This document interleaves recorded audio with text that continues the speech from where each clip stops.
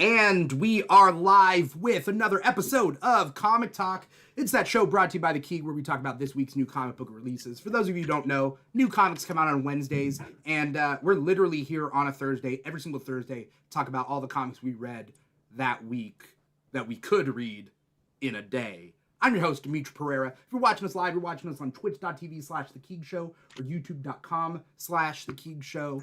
And if you're listening to the podcast, wherever you get your podcasts from, kudos to you too. However you guys choose to digest us, like, follow, comment, subscribe. Let us know you're out there. Let us know you're supporting us or not supporting us. You know, whatever you want. Just let us know you're out there. Let me introduce my guest. First of which, he took a long hiatus off of Comic Talk, but then came back last month, and then now again this month. I think he hates us. We got Brian Long, aka Captain Comic Rex. Brian, how's it going? How are you going to say I came back a month ago and then say I hate you? Almost exactly 1 month ago. Look, as we were discussing. All I'm saying is when you're in a relationship with somebody and it's like, oh, it's that honeymoon phase, like you can't keep your hands off of each other, you know? And then suddenly it goes from that to like, oh, maybe they took a trip. And, like, you had to do a long-distance relationship for a long time. And then suddenly they're back, and you're just getting kisses on the cheek? I would say, much like in a lot of relationships, having a kid changes everything, is really what happens. Yeah, the kid is Comic Talk. The kid is Comic Talk, and you've been neglecting Comic Talk. No, the kid is my actual son. I see. He's throwing in the dad card. Suddenly you have an actual son. And Comic Talk isn't enough of a son for you. Look, it takes a village. This is a community-raised show. And you have many villagers. I feel like so now you're jealous. That's what it is. I'm not jealous. I'm just saying I don't think this is a multi-parented child. My God. I see how it is. Oh my God. Suddenly you have other responsibilities to. Is this because I said you don't like to read last time? Did you say that? I did say that. We were talking about Immortal Thor. I forgot you said that, so now we're in a lover's spat again, and I'm going to introduce the next parent, the next co-parent of the show, because both of you guys have been around since the beginning, and the show isn't or wouldn't be what it is without you guys. So thank you. We got Ambrosia, aka Comics and Cupcakes. Hi. That was back when, Comics and Cupcakes used to do a lot on TikTok, and now I think we all do a lot less on TikTok. Yes. Yeah. I think, it's crazy. Adulting is weird. Going through those phases is weird. Mm-hmm. When I got a real job, I was like, oh, this is what you guys have been talking about, that you're too busy. I used to be like, everybody has time to watch a billion TV shows and read a billion comics. And then I got a real job, and I was like, oh, should I take back what I said? I don't know. And I totally feel about going on a hiatus, because I also went on a little bit of a hiatus. But I don't have a child to not using it as, no, how do I say it politely without throwing Brian under the bus? I'm living under the bus this episode. I am the road in this episode. But hi, welcome. Anyway, welcome. And again, we live stream this, and there's a podcast version. So, however anyone out there is digesting us, let us know, because otherwise, I don't know. We don't know you're out there. It's just us just dicking around. What did you guys read this week? I want to know your guys' lists and issue numbers. Boy. Because Brian didn't give me the issue numbers. I'm just the bus acting like he's new here, like he's the new guy. Just a fleet of buses flying over me. What would Jack Kirby do? You know? I don't even know the answer to that question. WWJKD. Oh my God. Don't pull that card on me. All right. Well, since I'm already under the bus, I'll start. I read World's Finest number 29, Dracula Blood Hunt number 3, The Immortal Thor Annual number 1, The Spectacular Spider-Man, number 5. Ultimate X-Men, number 5. And then there was also Phoenix, number 1, as well as Paranoid Gardens, number 1. That was my read list for this week. And that last one was from Dark Horse Comics, right? The last one was from Dark Horse and a gentleman that you might have heard of by the name of Gerard Way. Which Really? we'll get into. Yes, that is his new comic. Check out that one out. Yeah, I'll get into it. It's quite good. Co-written with Cool. Sean Simon. We'll talk more about that when the time is right. All right. Sounds good. Ambrosia, what'd you read? Let's see. I read The Walking Dead issue number 93. Deluxe. Deluxe. Correct. Deluxe, because I mean, color. The original run came out years ago. Yes. Sorry. Deluxe. The Spectacular Spider-Man issue number 5. Ultimate X-Men issue number 5. Blood Hunters issue number 4. Daredevil Woman Without Fear issue number 1. Namor issue number 1. I didn't have these. Wars. Did I have these on your list? Yes. Okay. I followed up, I sent you the screenshot, and then I went back and I picked up a couple extra. Oh, that's what it was. Okay. And I told you which ones I got, and I think you said something like Cool Beans or something. No, cool. I say Cool Beans. You say Cool Beans. You said. I'd probably say Awesome or something. Sorry, continue. What else did you read? Sorry, now I have to go back. Star Wars issue number 48. The Incredible Hulk issue number 14. The Invincible Iron Man issue number 20, and Phoenix issue number 1. Awesome. Cool. Me on the other hand. You indeed said awesome. I probably said awesome. Yeah, see? Yesterday at 12:19 when I told you the ones that I also picked up. Ambrosia has the receipts. Okay. I do. All right. This is what I read. I read Invincible Iron Man number 20. I read Phoenix number 1. I read Batman Superman World's Finest 29. I read Nightwing 116. I read Titans 13. I read X-Men Blood Hunt Laura Kinney the Wolverine number 1, which is just a one-shot.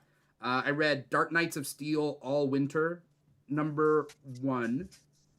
And I read Powerpuff Girls number 1. Ooh. You read one comic all winter long? Yeah.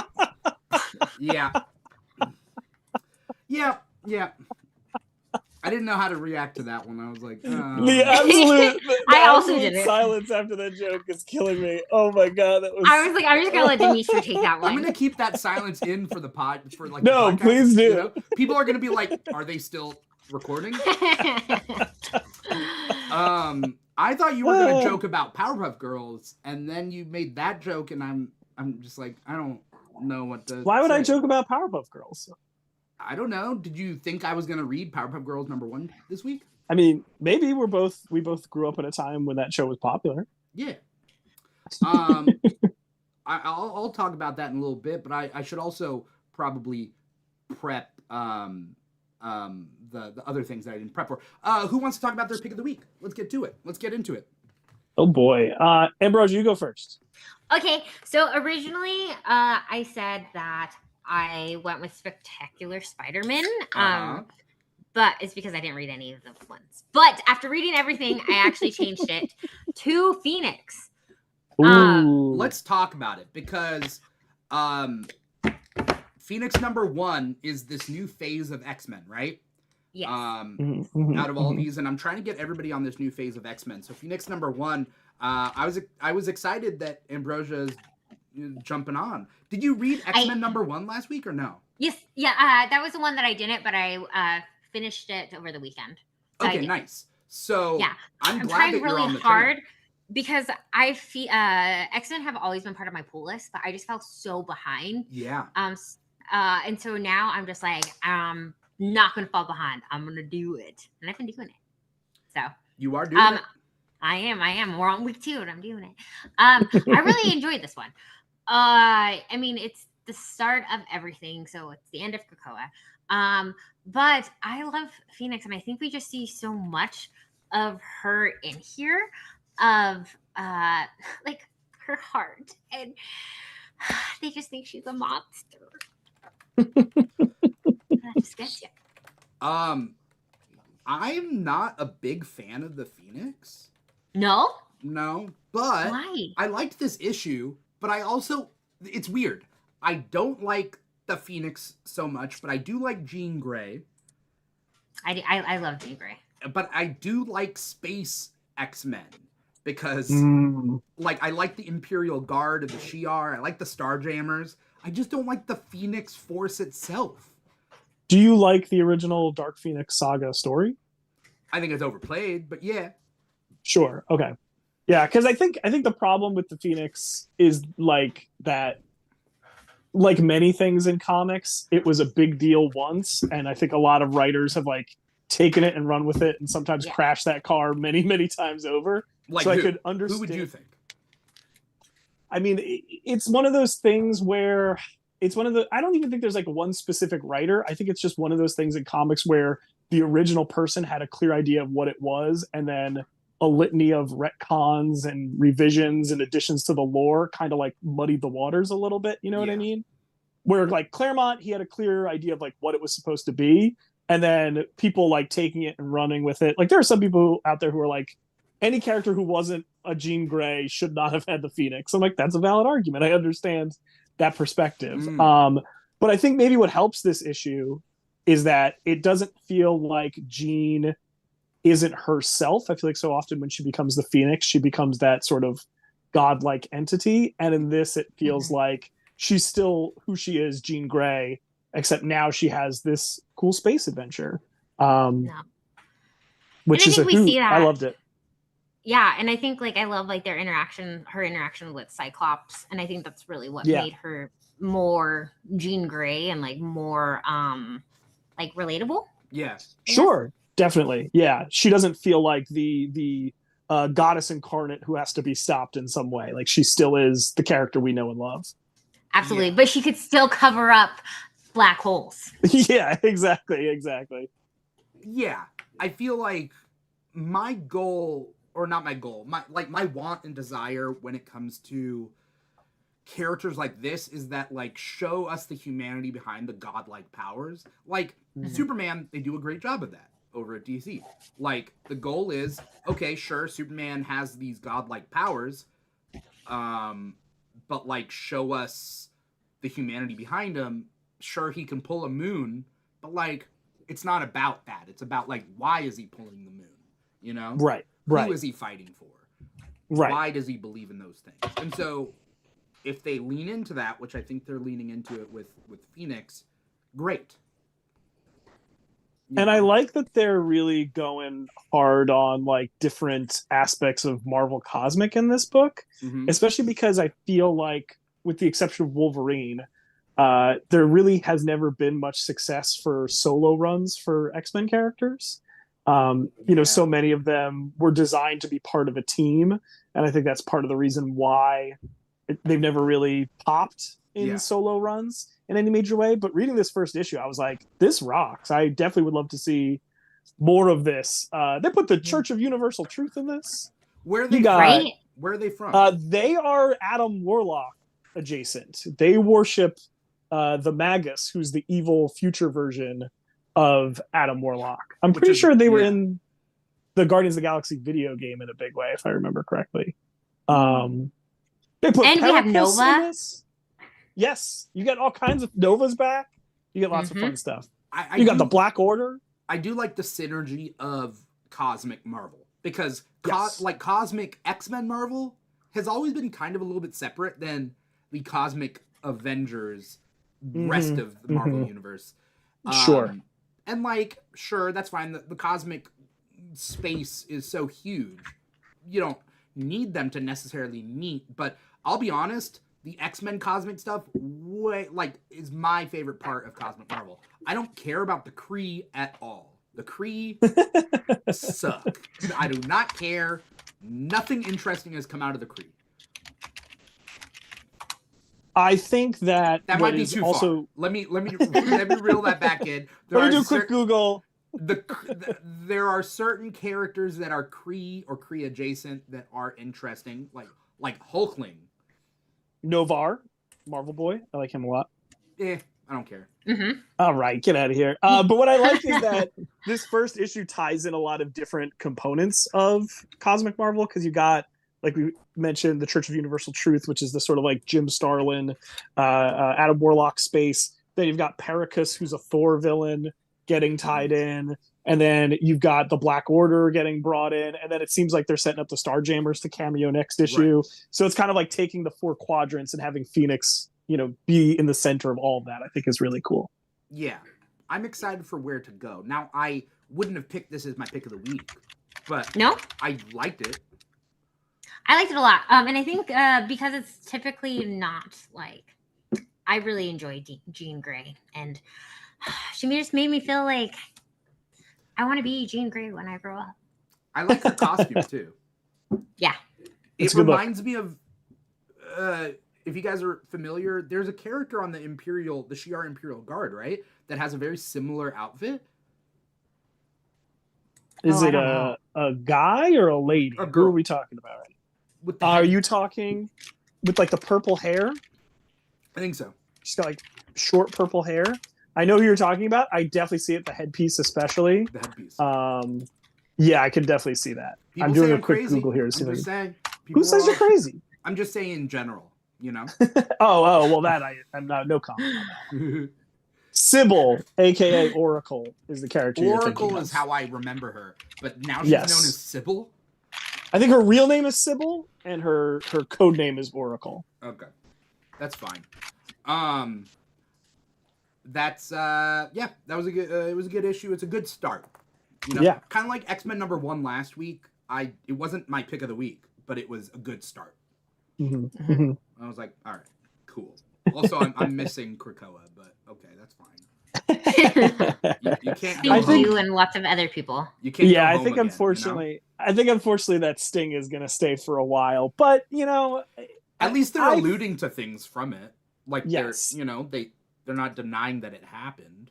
I think everyone's greatest fear was what you're describing, was that they were going to just erase it and move on and act like nothing had ever happened. But I think the way it ended, not to relitigate the ending of the Krakoa era, but I think the way it ended and the way the ripple effects of that ending are being played with, it feels like it mattered in a way that I think people wanted it to and were afraid it wouldn't potentially when it ended. So, Yeah. we'll see. I'm excited. I'm excited to see what these other books are like. I'm excited to see what that Storm book looks like, and X Factor and the other core X-Men books. So I like these new things. I like the creative teams on them. So keeping an open mind. In regards to Phoenix, before I move on, I told you guys that I like team books better than I like solo books. And Yes, of course. It's not as evident as much as it is with X-Men. Like you're right. Like, I don't know, just X-Men characters work well with each other. Part of the joy of me and X-Men is like, what new X-Men lineup is there? As opposed to, I want a Colossus book. And it's like, I don't want a Colossus book, but I want Colossus on my X-Men team. Well, that's just it. Those characters are designed to act as foils to others and bounce off of people. And that's what makes it's them ironic. the most human. Right. And ironically, Wolverine's the only one of them who wasn't designed for a team, because he was originally designed as a Hulk villain. So it kind of makes sense in a weird roundabout way, where it's like, of course, that's the only one who could pop up and be his own character as his own series. But, they're all designed to be part of a group rather than just have their own solo adventures. Right. And that's why I like, how do I put this? And I mentioned it before. Basically, I think that in solo books, characters can be foils to each other, and they become more human with their flaws. And you can see their strengths, because when you put all these characters together, they're not all geniuses together. But I feel like in solo books, especially on DC's side, everybody's a genius in their solo book. And it's like, come on. Like, Batman, like, I was yelling about this with some friends yesterday after trivia. Barry Allen doesn't need to be a genius. Why is he a genius? He doesn't need to be. Why can't he just be the best crime analyst, like, in the very specific job that he has? Let him just be the best there. Batman, Sure. the only thing Batman needs to be the best at, the one skill. Do you guys have an opinion? If Batman's the best at one thing, what is it? Having money. punching. So you want him to be the richest person? I mean, that's why he can get all his gadgets. It does help a lot. That's the Christian Bale version. He's just like the best at what he does is being rich, and that's. I think it's him being a detective. He just needs to be the world's greatest detective, and that's it. He doesn't have to be the best fighter in the world. He could be top 10. Touche, that's a good one. But I think he should be the best detective. Yeah, no, 100%. That's true. And so Barry Allen, he's already the fastest man alive. He doesn't need to be a genius and invent. Well, this is why Barry Allen sucks. yeah. I got to that point when I was. We don't need to get into all that, but I'm with you. Yeah. But the point being is that like when it comes to X-Men characters, you don't have a scene where Storm is going to be like a genius level intellect. Storm's power is not her genius level intellect; it's her willpower. Like it's her and her leadership abilities. Right. Yeah. You don't need 100%. You know. Yeah. Not everybody's going to be the best thief. Gambit and Storm, good thievery skills, but like Jean Grey isn't going to be necessarily the best thief in the world. Like what you're saying is we need more bimbo himbo representation in our comics. That's what you're saying. Because we need dumber people in our comics. We need more flawed characters. And I don't mean like super flawed. I mean just like there are going to be strengths and weaknesses that a character has, skills that they have, skills that they don't have. This is what makes. Oh, sorry. Go ahead. No, go ahead. You first. But like I think people look up, especially like in the comics, they look up to those people to like save the day. Mm-hmm. And like, would you want to be saved by like a mediocre person? Like that's just me playing devil's advocate. I don't believe it at all because like I feel like we need those relatable characters. I mean, that's why I really enjoyed Peter Parker, was because like he was just like poor and had like 2 lives. But sometimes they make Peter Parker a genius, and it's like yes, oh no, and that's what drives me crazy. I mean, like technically easy. Genius. Well, I think Peter Parker. Sorry, go ahead. Finish what you're saying. No, but just like I think, in like as the devil's advocate aspect of it, I think they want people to like look up to these geniuses because they're the ones that are going to save the world. Well, and I would say that in the case of a Peter Parker, if you're going to make a character a genius, you have to give them flaws in other ways, and that's why Peter Parker being a genius is great, but he's also a disaster of a person who can't get his life together, and that's the sort of like push and pull there is like he's a super genius, but he's also like will forget to pay his rent on time or totally flake out on something that he was supposed to do. It's those little flaws of a person. Can we just say he has ADHD? Like I mean that is I think a popular canon, right? Yeah. Like I don't think I don't think he's autistic, but I think he has ADHD. He's not autistic, no, but I definitely feel the ADHD part. Yeah. Especially like needing to be at like 2 places at once, and his mind is like in the Spidey sense. Yes, absolutely. He's just always and it's not just being a superhero because a lot of superheroes are superheroes without the problems that Peter Parker has. But like Peter Parker having all these powers and having ADHD makes him relatable, at least to me. So maybe I'm 100%. No, and I think like sorry, one more thing, but just like think about like when these characters are like written like back in like in the mid 60s. Yeah. ADHD, like the diagnosis of those like wasn't a thing. And so they used to call trying it to scatterbrained or absent-minded professor or whatever, Yeah. That's what they were called.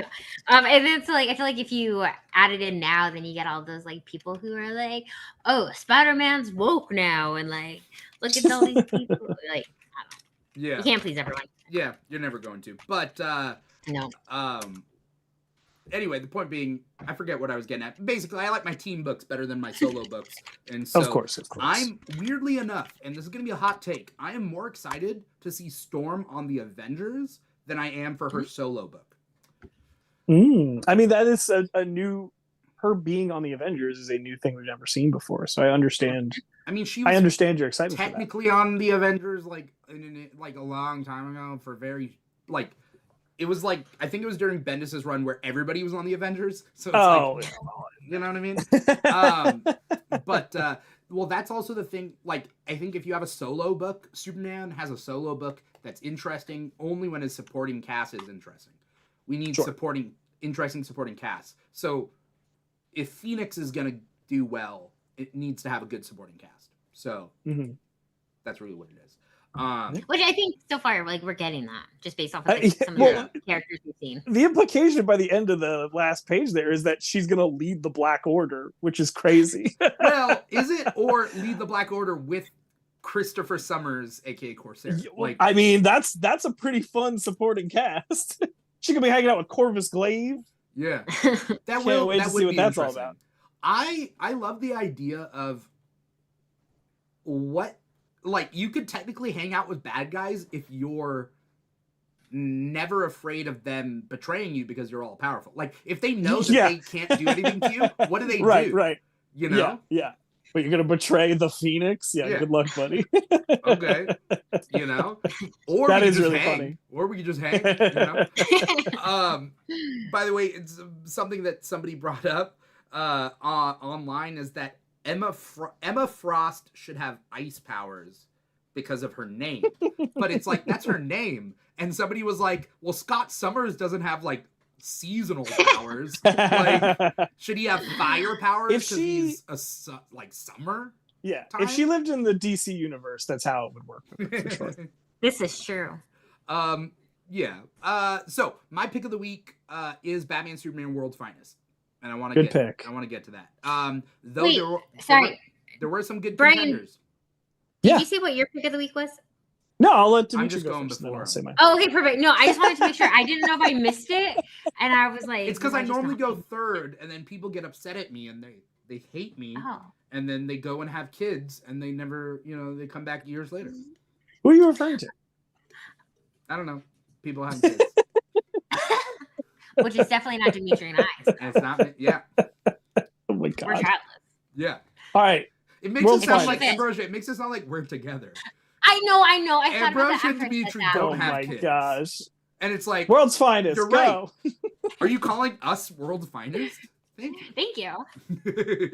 Anyway, this is getting ahead. This is getting away from us. Batman Superman World's Finest 29. Now, I was talking to a friend of mine who said he doesn't like the imps and those the Batmite stuff. And truth be told, in this arc, like, I didn't like the Batmite stuff, but I thought it stuck the landing, and I ended up liking this arc a lot, mostly because Wade can make me like are they fifth dimensional imps? They are fifth dimensional, yes. He makes me like fifth dimensional imps, and I got to meet him for the first time the other week. Mark Wade is in Mark Wade we trust. That's all I can say.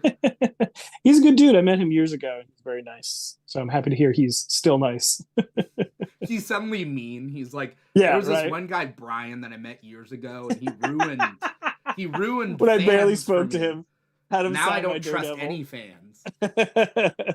No, I thought it was really great. Dan Mora killed it as always. I liked this whole series because it feels like Mark Waid just coming up with an excuse for Dan Mora to draw as many characters as possible. Yes. And in this issue, we got a tour of the magic side of the DC universe really quickly. I didn't even know. Oh yeah. Like who is it? Dr. What is his name? Rawman? Yeah, Rawman, and then Mr. Occult or whatever his name is. Dr. Occult. Yeah, Dr. that's Occult, who it was. Dr. and then Occult. what's the other guy's name? Ramen, like you said. Yeah, but it's something Ramen. Oh, King Ramen, was that it? Yeah, something like that. Yeah. Some weird character from the 40s that only Mark Waid knows about. But does that mean Mark Waid has plans for this character? I don't know. It seems like it. If he's gonna dust off a character. He just likes to do that, though. He just likes to find some esoteric person we forgot about and bring him back. This arc explains why Batmite hasn't popped up in modern Batman comics, right? Pretty much, yeah. It's that he agrees to stay away out of respect for Batman. It's at least this is at least what so Dick is probably he's in his teens, right? Probably, yeah. He's Robin, he's in his teens. So I would say, in my understanding of Dick's age, it's been at least 10 years. It's probably if we were to mark it as, I feel like World's Finest, judging by the way he's drawn, that he's been Robin for 10 years. Is that what you mean? No, this is 10 years before modern continuity. Like, oh, present. okay, yeah. Yeah, I could see that because it always feels like when I see the way he's portrayed in this comic, he looks a little bit older, and it feels like he's maybe a couple years away from becoming Nightwing. You know what I mean? Like he's not quite there yet, but he's probably got the original version of the Titans. Like we're maybe late Silver Age, early Bronze Age, right, at this point in his life. Especially now that we've got that new Batman and Robin Year One book that Wade and Samney are doing coming out. Mm-hmm. So I feel like we'll jump back a little further from World's Finest with that one. Mm-hmm. But yeah, I agree with you. It's definitely been maybe like 10 years out from where we presently are in DC continuity. That makes sense. Because I take Dick is late 20s, approaching 30s, but not 30s yet. Not 30 Mm-hmm. because that's the way I envision Dick as Nightwing. He's I could see 27. I don't like the idea of him being younger than me, but it is what it is. I'm gonna have to accept that. Yeah, that's kind of. I mean, I don't accept the fact that like I'm clearly older than Beast Boy now, and I used to be like, very like I wanted to be Beast Boy, you know, and now I'm like, okay, and it's like, well, now I'm identifying more with Ted Kord, Blue Beetle, instead of like a hero in his prime. Now I'm you know, okay, fine. But I liked this run, and Dan Mora, this is his final issue on this, and so it's such a bummer, but I think he's got some cool new stuff lined up, so that's exciting. There was a twist at the end, and I didn't understand the twist. I had to look online to figure out what exactly, because I thought that what they were exactly getting to was like basically Batmite without his costume. Looks exactly like Superman? Looks like Superman, yes. And that's what I originally saw. I originally saw him look like Superman, and the joke is that he looks like Superman, but he's a Batman fan. Right? Because all of the imps in this story are fanboys of specific heroes. Except Mixie. But there's no... Except Mixie. Yeah. But then there's also no, like, Superman fanboy. You have Mixie being the closest thing to that. Right, but he's not a fanboy. Right. But where's the Bruce Wayne imp? Maybe Mixie is the Bruce Wayne. I mean, maybe there's a twist later that the Joker imp is the Bruce Wayne imp. Sure. Or something like that. Anyway, the point being is, the reason it didn't hit as funny as I thought is because Batman and Superman look the same. So I saw the spit curl, but then I'm like, is he supposed to be an imp Bruce or an imp Clark? And that's where the joke didn't hit me.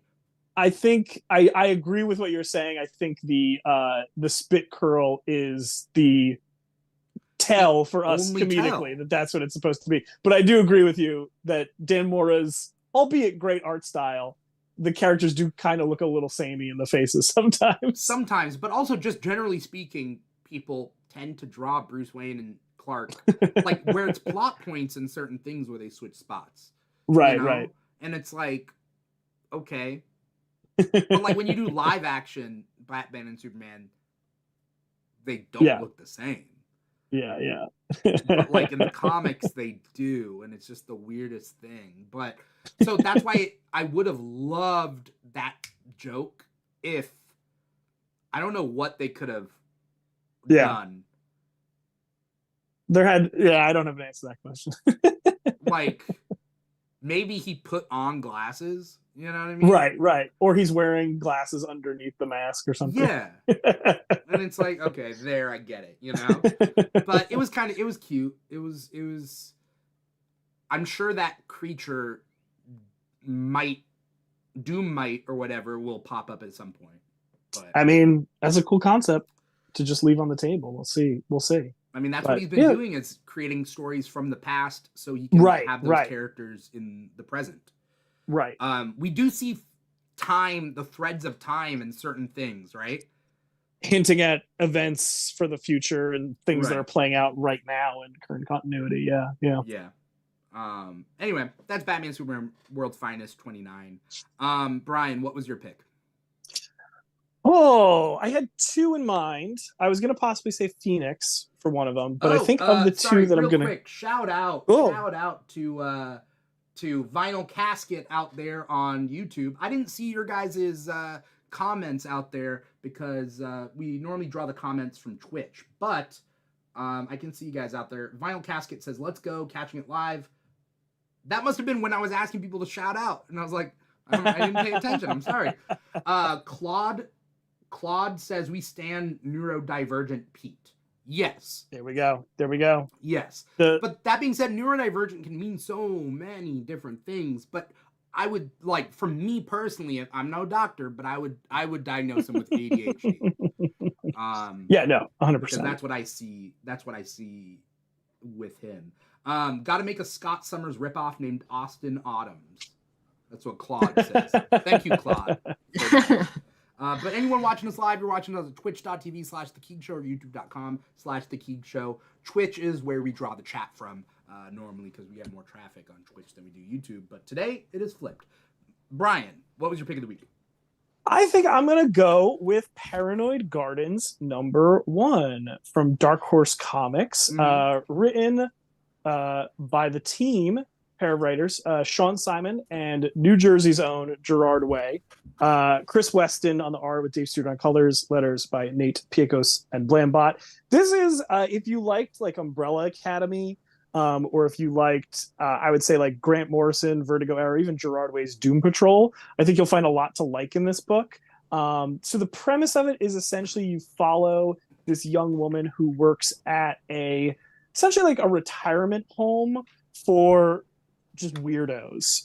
It's a retirement home filled with monsters and alien creatures, and at the end a superhero shows up, but the woman doesn't have any memory of her life before working in this retirement home, the titular Paradise Gardens.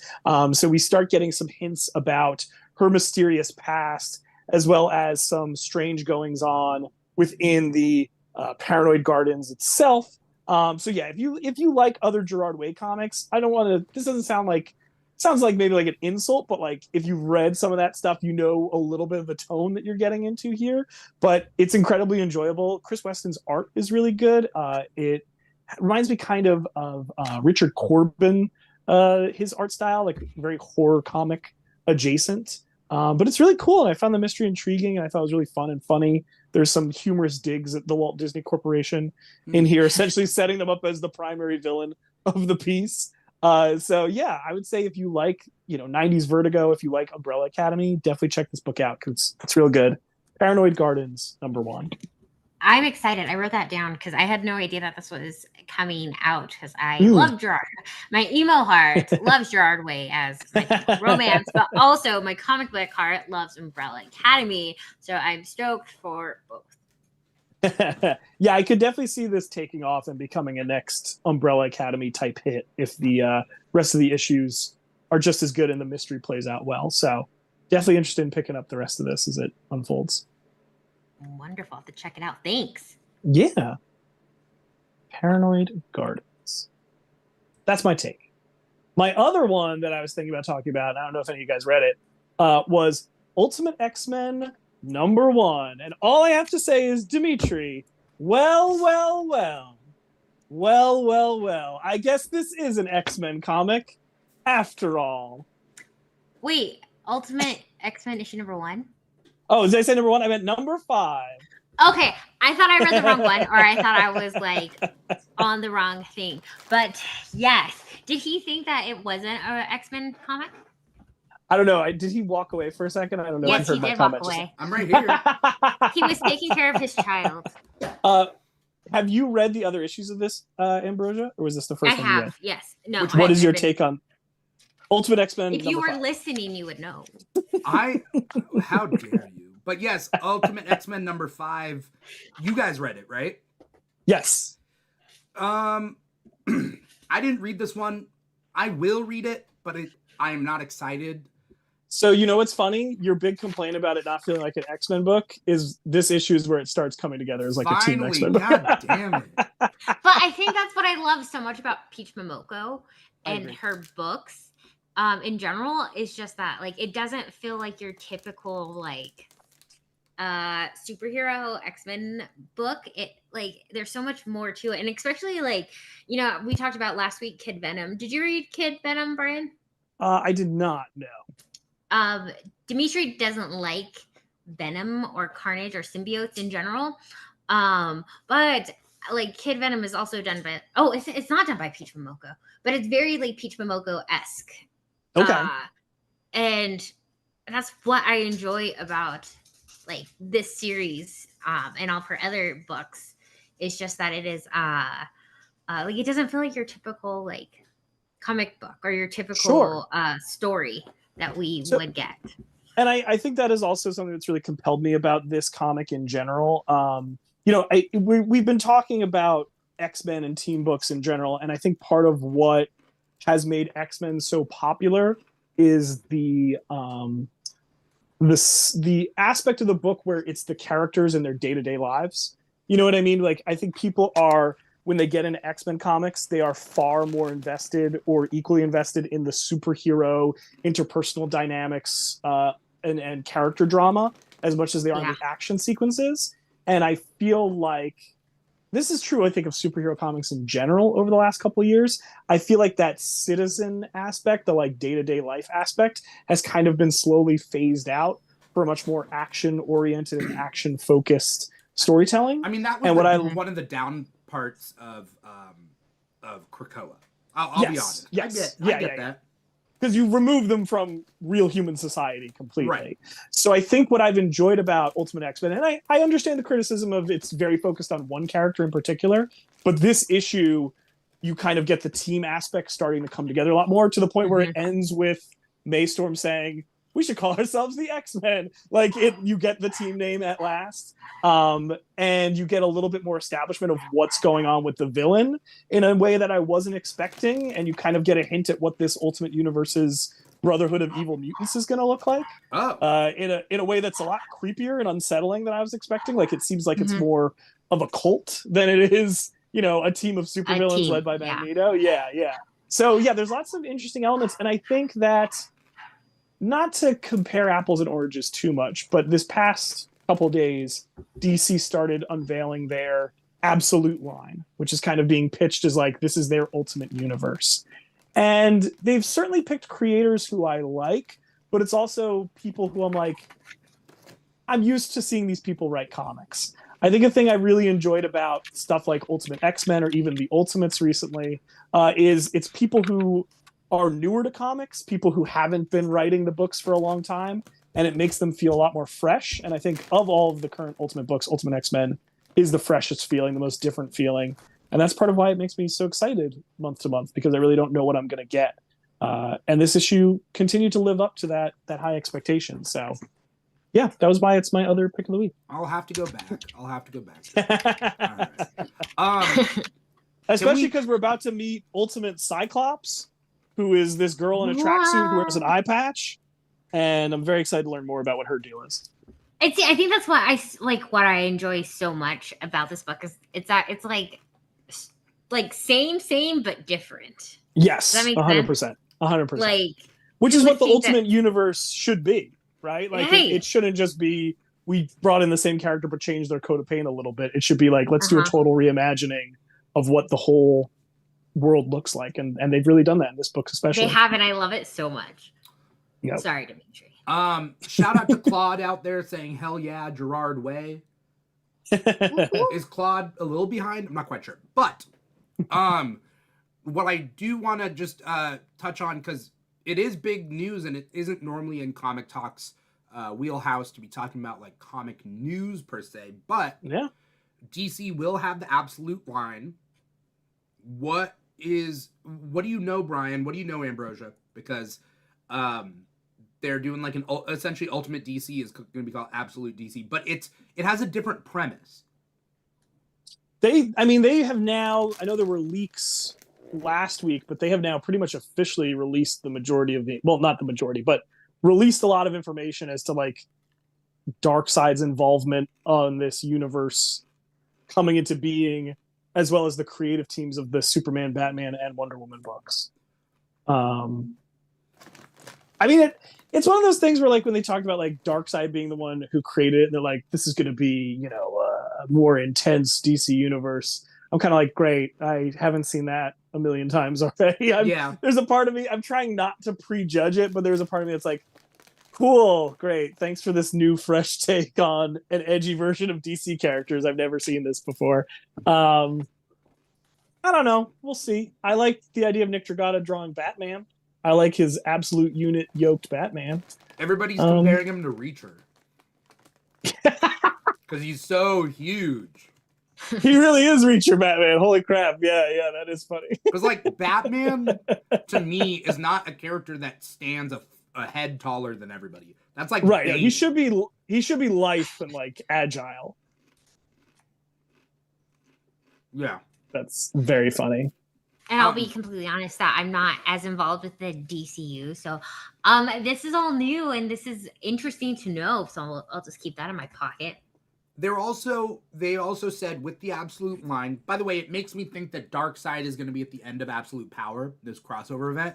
That Darkseid is the big bad. Mm-hmm.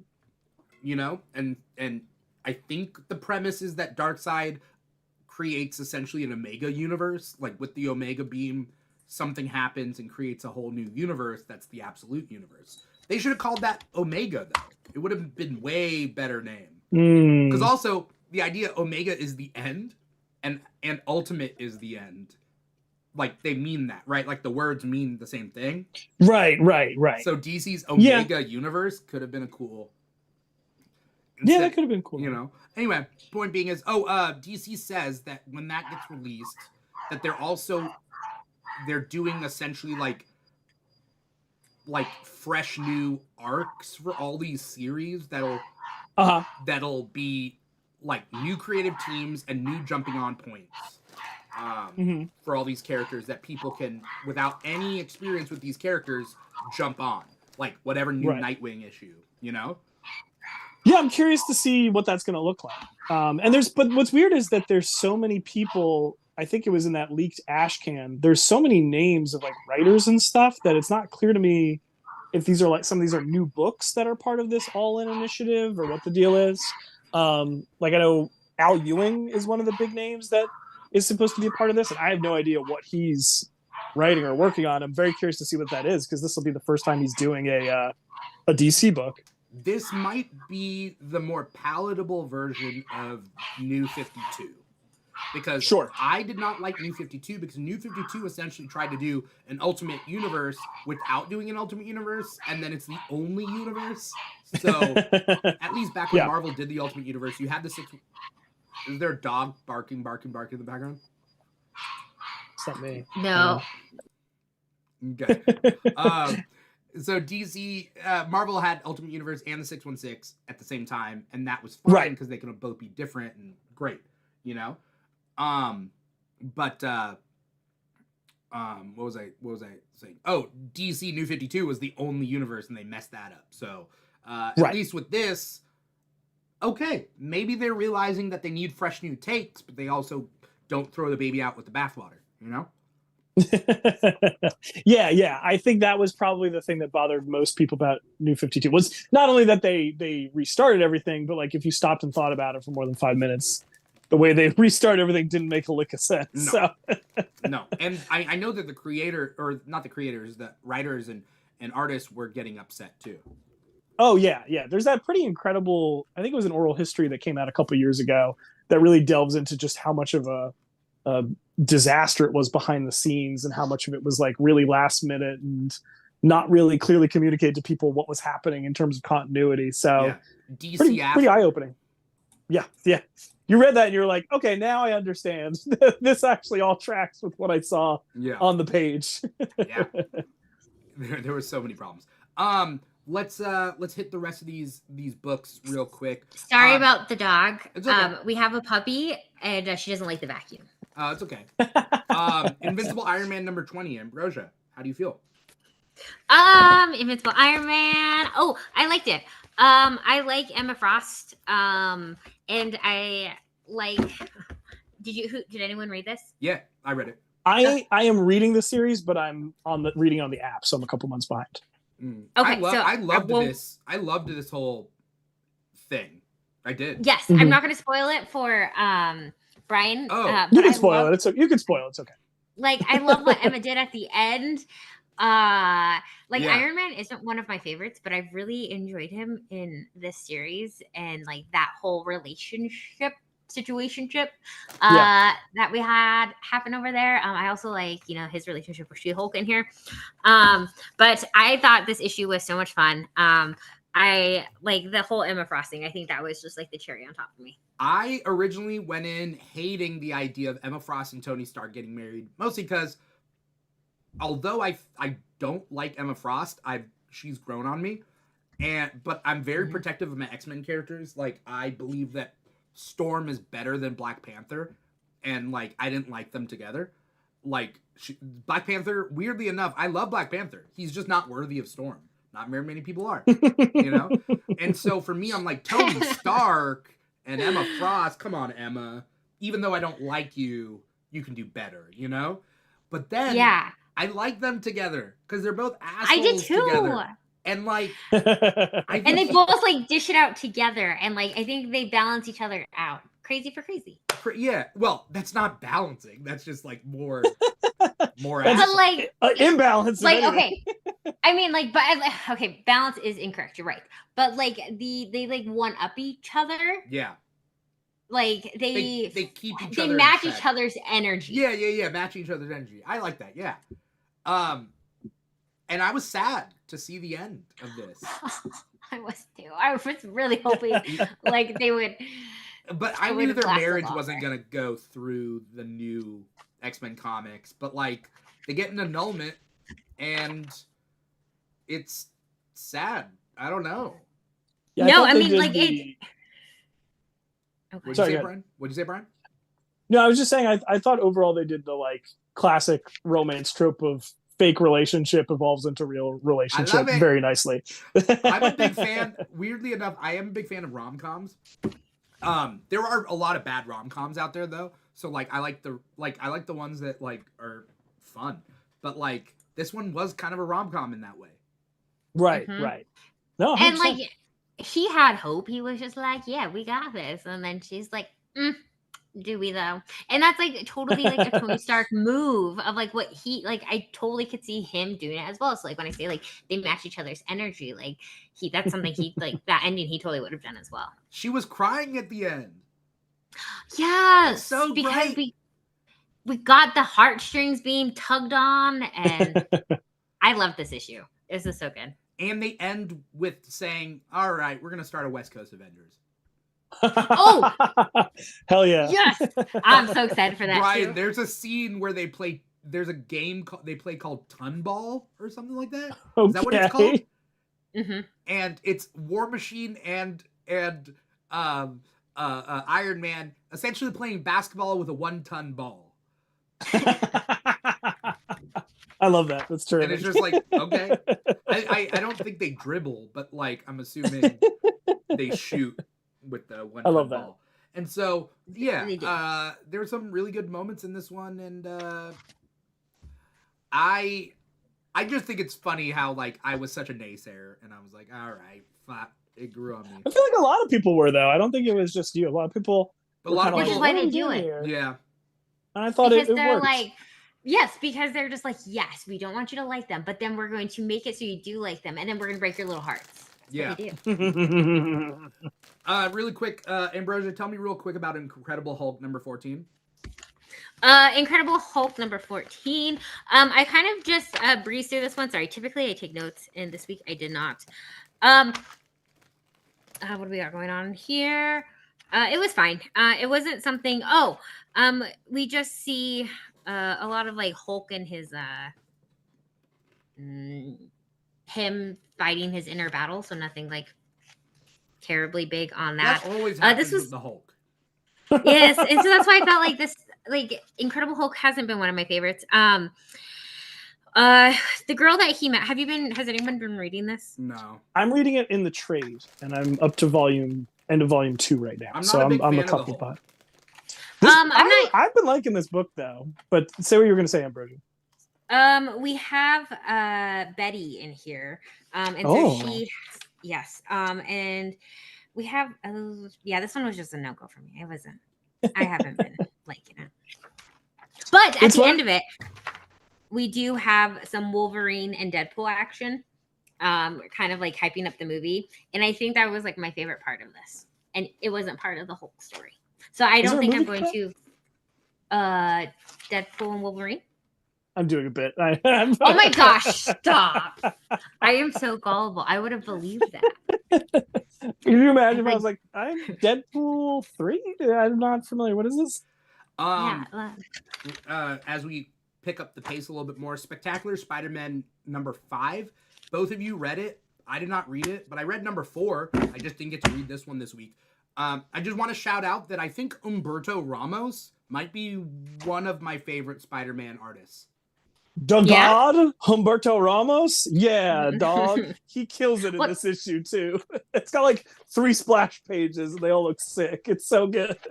It's like there are a couple of Spider-Man artists that are up there, but he's easily top 5, if not top 3, if not top 1. Do you guys feel like it's so? One. Do you guys feel like it's so weird that it took them this long to do a book where Peter Parker and Miles just like hang out and have adventures? They need one. This needs to be an ongoing, and if it's not an ongoing, they need a restart. I'm pretty sure it is. Okay. I'm pretty sure it is. I hope so, because I really like their chemistry together, obviously. It's so fun. And like those Spider-Man video games made $1 bajillion. They should have had this ready to go with that first game. Like, it doesn't make any sense to me that this hasn't been a thing already. I feel like you guys like know the meme where it's all like Spider-Man, Spider-Man, Spider-Man, and like we're all Spider-Man. I felt like that when like they were fighting each other, when they both like think that like, no, you're the robot, no, you're the robot. Right. No, totally. I enjoyed this issue. Like, I thought it was fun. I love Hammerhead. Arcade. This is a great example of a comic that, like, especially if you've got like a middle school age kid who wants to get into comics and their only exposure is maybe like the Spider-Verse movie or something like that, this is the perfect series to give them, because it's just like fun Spider-Man action. You get a lot of fun villain cameos. It's not really super dense in terms of it's in continuity, but it's not super continuity heavy.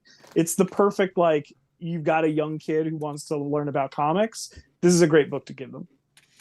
Absolutely. And I really hate that, like, Felicia Hardy, like, she doesn't talk at all in this book, but I hate that she's like standing next to like Kingpin and like all like the villains. I'm just like, come on, dude. Come on. That's not her. Oh shit. You're Are right. they all robots? It's the robots. Yeah. Yes.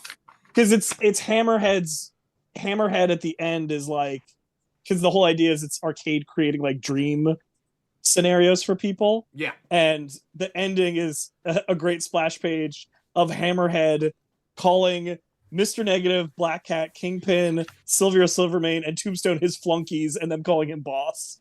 Yeah. And him using all of them to go kill the Spider-Man. So it's like Hammerhead's dream of not being the goon anymore, but being the top dog in the crime world. Yeah. I'll have to read this one. Again, the art. It's good.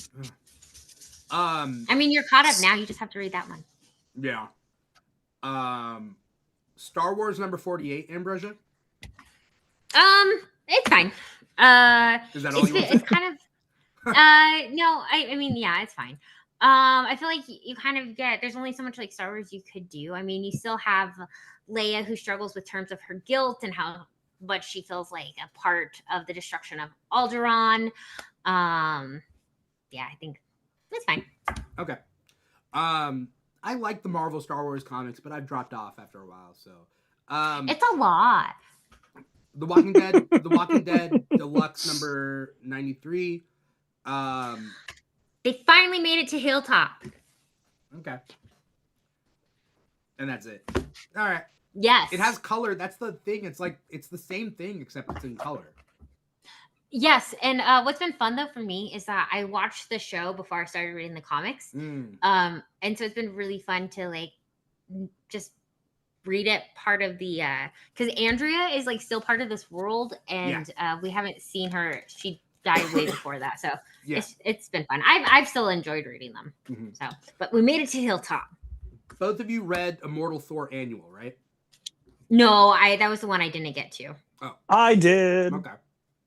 Is it worth it? It was a hoot. It was a hoot. It's just like a fun little story. The return of the Prince of Power, who's the big dumb idiot who ate the Power Stone. Yeah. And yeah, it was a hoot. It was a fun time. Who's Apex? That's his new name. Oh. Yeah. Oh, okay, that makes sense. Because the whole joke, he's like, I'm trying to hide the fact that I ate the Power Stone, and calling myself the Prince of Power tells people I ate the Power Stone. Also, that's technically Hercules' nickname, so I have to change my name. Okay. Good stuff. Who read Blood Hunt Dracula #3? I did. And it was me. It was good. I mean, Blood Hunt is super fun. Blood Hunt has been good. This crossover event has been good. Loving it. And the pairing, like the end of this issue, I was like, I would love to see Dracula and Bloodline hang out more. They make a fun, like, odd couple pairing, and I would love to see the two of them go on more adventures together. I thought that was really cool.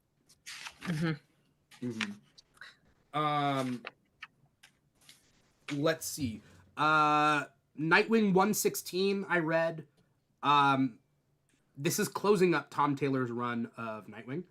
And it's good. If you like this run, it's good.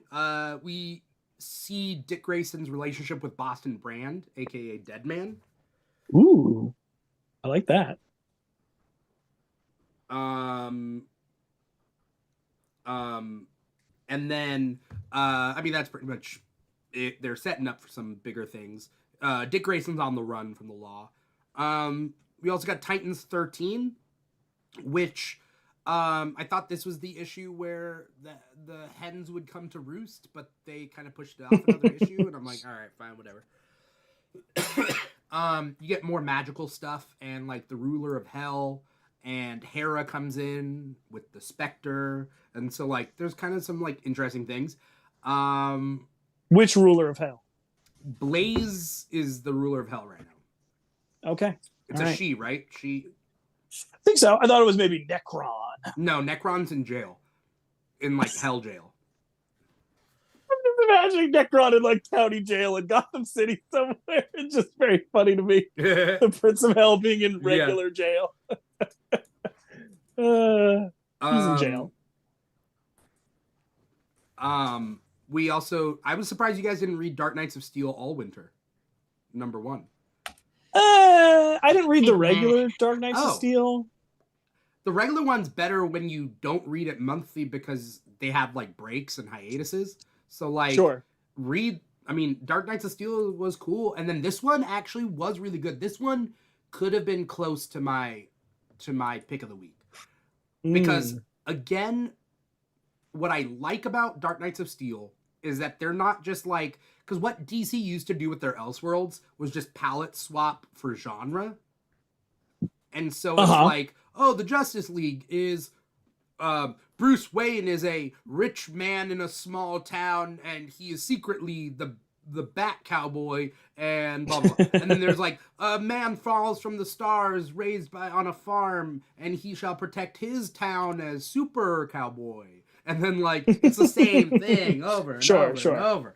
And so, but with this, they're like, okay, yeah, but some characters are other characters. Like they've merged characters together. They've created kind of new backstories and new relationships, and Supergirl is a lesbian, and like that's not canon, and they're doing different things. So in this explores Vandal Savage's kingdom. You see a glimpse of Black Mask's army. This essentially hinges on Deathstroke. So Slade is this guy on the cover of All Winter, and and then we get a glimpse of Atlantis. Basically, in the previous Dark Knights of Steel, they didn't talk about Atlantis at all, but now they're introducing Atlantis as another kingdom. And so this is the closest DC has gotten to Game of Thrones. There's people dying left and right. There's backstabbing. There's front stabbing. You know, if you like that, the cover's pretty sick. Yeah, the cover's pretty sick. Well, I love the Black Manta design. Is it? Who's the artist on this? I don't know. Okay, It's black and white for a majority of the comic. That's also something. that's interesting. Except for the end. So Interesting. Is it like a flashback? no, Mm. there's something. Oh, I thought it was Greg Smallwood doing the art, but I think he's doing that Batman the Barbarian one. Oh. I want to get excited for these, but I'm just tired of so many of them being about Batman. Like, goddamn. This one's not. I know, and I actually thought it was because I just chalked up it being called Dark Knights of Steel to being about Batman, and you being like, it's about Deathstroke. I'm like, all right, that's better, I guess. Yeah. This one I think is a good one. If you don't like Batman being the center of everything. And then Powerpuff Girls #1. It was just a cute little book. It's for kids. It is Powerpuff Girls. I read it in my head as their voices. Like. Then they did it right. It's essentially just a cartoon. Like, this script could have just been used for the cartoon. The art is really crisp, and the color is really good. So if you like Powerpuff So my Girls, question is, if you were a Powerpuff Girl, which Powerpuff Girl would you be? Great question. Blossom. Like, who would I be? Blossom. Like, I just have. I don't necessarily want to be, but like, I'm not angry and I'm not angry and tough like Buttercup, and I'm not like nice and cute and ditzy like Bubbles. So Blossom. But I did think about something recently. They should do a Powerpuff Girls live action, and I know that they were going to do a grown-up version. I was going to say. But no, That got, like, I don't want a grown-up version. out. But I also think they shouldn't do the Powerpuff Girls themselves as live action. I think everybody's live action except the 3 animated girls. And you treat them like they're not animated, but you animate them. You get what I mean? I like that.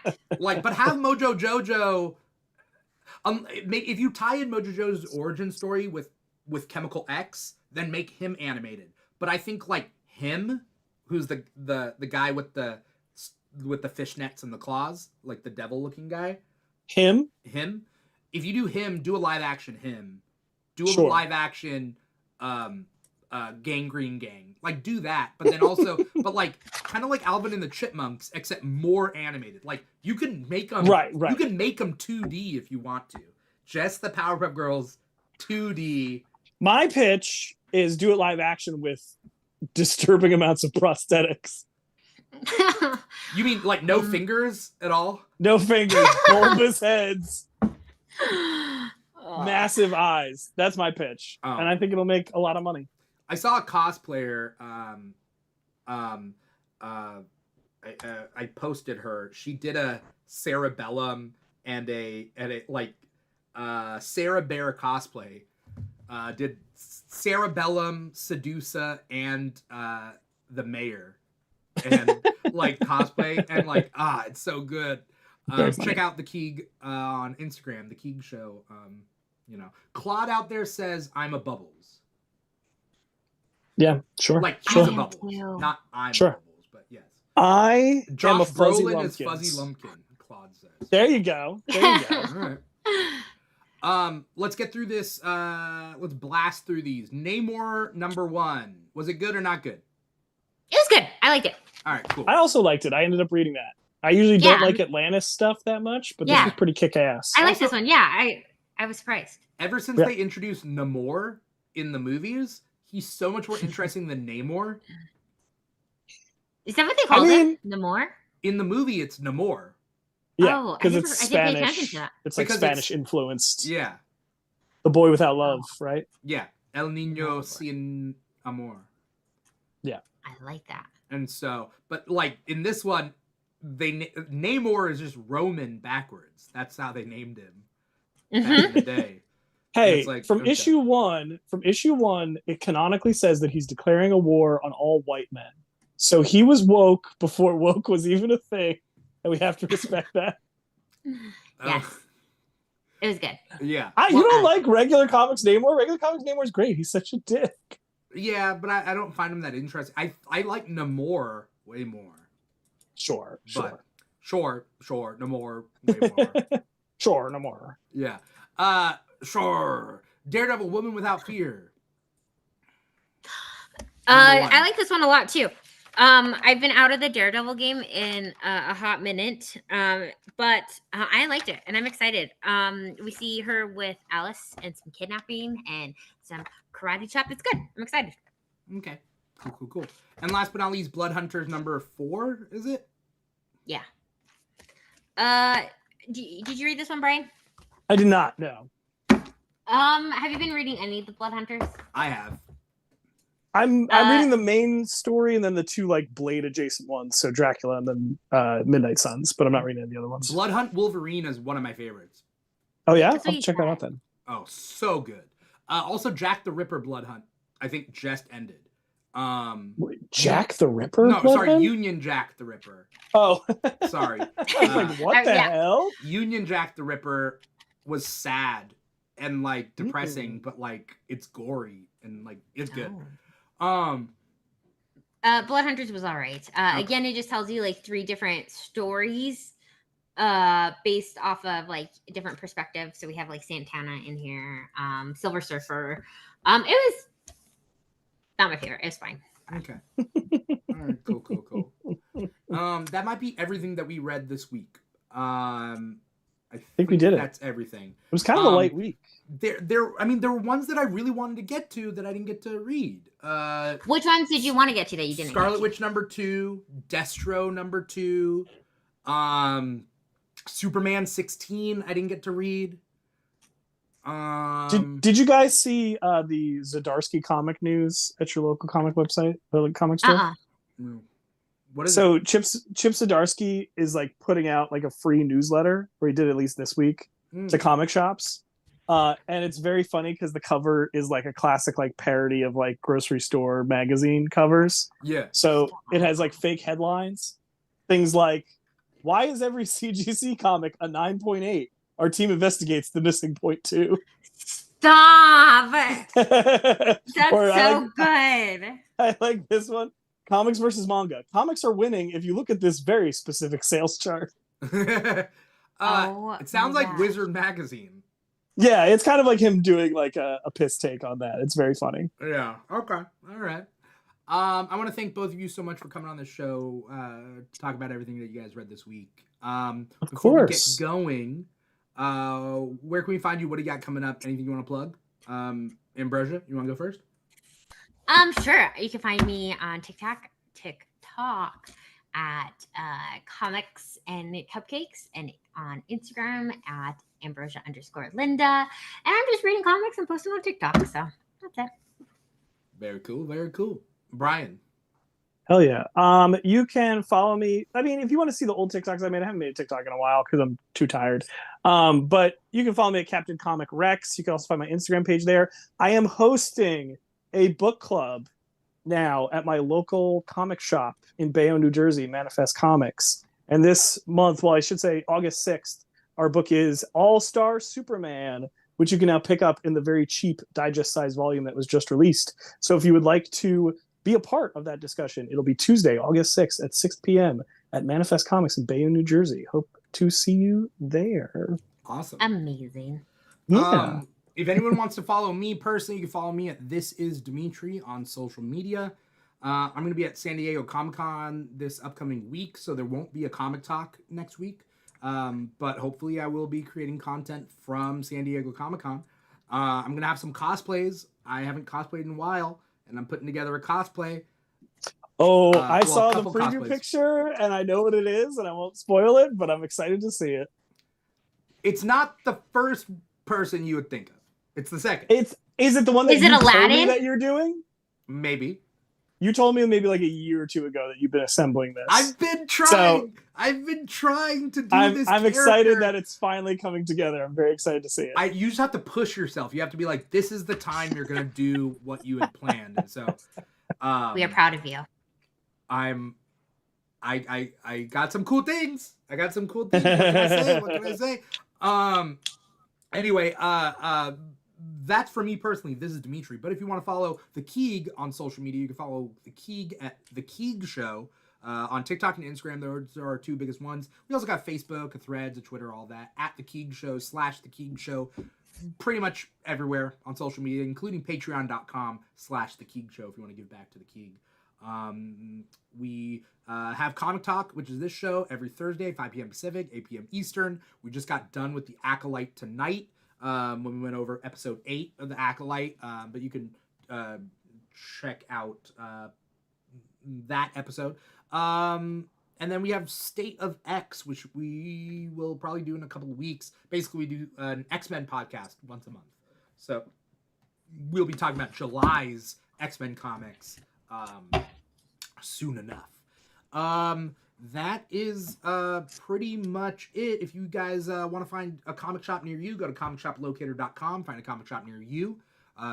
Support your local comic shops, support your local public libraries. They probably have comics for you, so go there, check them out, and then support your public schools, because that's super important too. I think that getting information, getting books, getting education into the hands of everybody, very important for all of us. Let's not gatekeep comics. Absolutely. Let's not gatekeep resources. Let's not gatekeep education, you know? Hell yeah. So Here. that's pretty much it. Thank you everybody out there for watching. Once again, if you're watching us live, twitch.tv / The Keeg Show, youtube.com / The Keeg Show. Let us know you're out there. Thank you to Claude out there on YouTube. Thank you to Vinyl Casket for hopping by. Or maybe you're listening to the podcast wherever you get your podcast from. Apple Podcasts, Spotify, iHeartRadio, Amazon Music, Audible, SoundCloud. We're on all of those. So however it is, like, comment, subscribe, follow, chat, like, review, that sort of thing, wherever you're at. That's pretty much it. Once again, I'm your host, Dimithri Perera, and this has been another episode of Comic Talk for the week of Thursday, July 18th, 2024. Take care, everybody. Everybody say bye. Bye. Bye.